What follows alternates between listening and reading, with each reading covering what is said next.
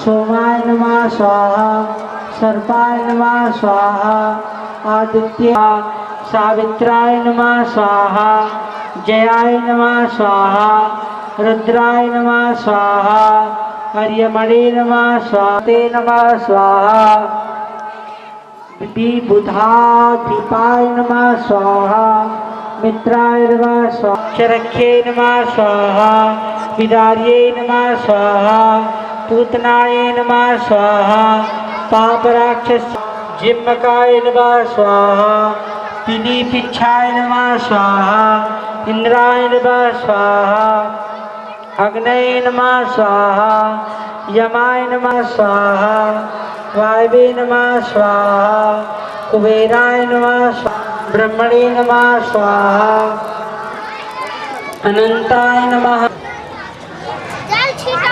अब चलिए फिर से आहा का उच्चारण करते हुए आहुति देंगे। मुनि वृंदावन में स्वाहा, लीलाकाय नमः स्वाहा, एक दृष्टाय नमः स्वाहा, गव्याय नमः स्वाहा, घंटाय नमः स्वाहा, घंटेश्वराय नमः स्वाहा, सुधानापाय नमः स्वाहा, बरबराय नमः को देती है अग्नि नारायण के माध्यम से स्वाहा देवी है। चलिए प्रारंभ करते हैं आहुतियाँ प्रारंभ कर रहे हैं। स्वाहा, वरुणाय नमः स्वाहा, वादे नमः स्वाहा, अष्टवशभ्यो नमः स्वाहा, सप्तलक्षेभ्यो नमः स्वाहा, भूतनागेभ्यो नमः स्वाहा, गंधर्वाप्सरेभ्यो नमः स्वाहा, ध्यान नमः स्वाहा, अध्यो नमः स्वाहा, मरुद्यो नमः स्वाहा, स्वाहा स्वाहा स्वाहा स्वाहा स्वाहा स्वाहा। ग्राम पंचायत की महिलाओं ने भर स्वाहा स्वाहा, भ्यो नमः स्वाहा, शुभदेवाय नमः स्वाहा। श्रीमद् भागवत महापुराण की रचना वेद व्यास जी महाराज किए, जिसकी महिमा है संसारी प्राणियों को सुख शांति के साथ मुक्ति मिलना।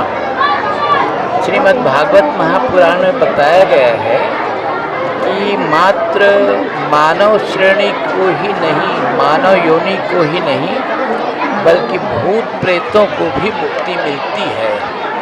इसी क्रम में महाप्रेत धुंधकारी जी महाराज की कथा है, जो बहुत ब्राह्मण कुल में जन्म लेने के बाद भी गलत मार्ग का अनुगमन करके अल्प काल में मृत्यु को प्राप्त हुए, जिससे प्रेत योनि में भटकना पड़ रहा था। उसको उन्हीं के भाई महायोगी गोकर्ण जी महाराज कथा सुनाकर मुक्ति प्रदान किए। आगे क्रम में आता है कि पांडव वंश का अंतिम चिराग महाराज परीक्षित भी ऋषि के श्राप से मृत्यु भय के कारण काफ़ी दुखी हो रहे थे। तो ऋषि मनीषियों ने उनको श्रीमद् भागवत महापुराण के माध्यम से मुक्ति प्राप्त करने के लिए जो विचार दिए, मार्गदर्शन किए, उसके अनुसार महाराज परीक्षित जी महामुनि सुखदेव को आचार्य बना करके श्रीमद् भागवत कथा श्रवण किए और इससे उनको मुक्ति मिली। महाराज परीक्षित जी जब कथा श्रवण कर रहे थे तो उसी क्रम में भक्त प्रहलाद, भक्त अपने आप में ज्ञान यज्ञ कहा जाता है श्रीमद् भागवत महापुराण को, जो सप्त दिवसीय होता है। अंतिम दिन पुरस्चरण के रूप में या त्रुटियों की शमन के लिए श्रीमद् भगवद गीता का पाठ होता है। उसके बाद हवन यज्ञ होता है, जिसका अपना वैज्ञानिक महत्व भी है। यज्ञ है, पर्यावरण को शक्ति मिलती है, और लोग भी स्वस्थ होते हैं।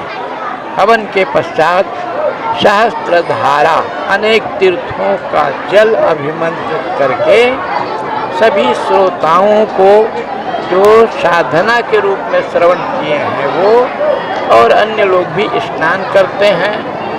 और इस समय गोदान देने का भी विधान है जो कपिला तर्पण के नाम से संपन्न होता है। बताएंगे कि आज भागवत कथा के बाद आज किस तरह का कार्यक्रम है? आज भागवत कथा के बाद आज भंडारा का आयोजन रखा गया है, सहस्त्रधारा भी है, गौदान भी है। कितना अच्छा लग रहा है 7 दिनों पर भागवत सुन के? हम ग्रामवासियों को 7 दिन भागवत सुन के हम गाँववासी धन्य हो गए हैं और सभी को पसंद है। आगे किस तरीके से और आगे किस तरीके से भगवान की जैसा मर्जी होगा तो हम हर साल करा सकते हैं। ठीक है, नाम बता दीजिए। चंद्रराम पटेल।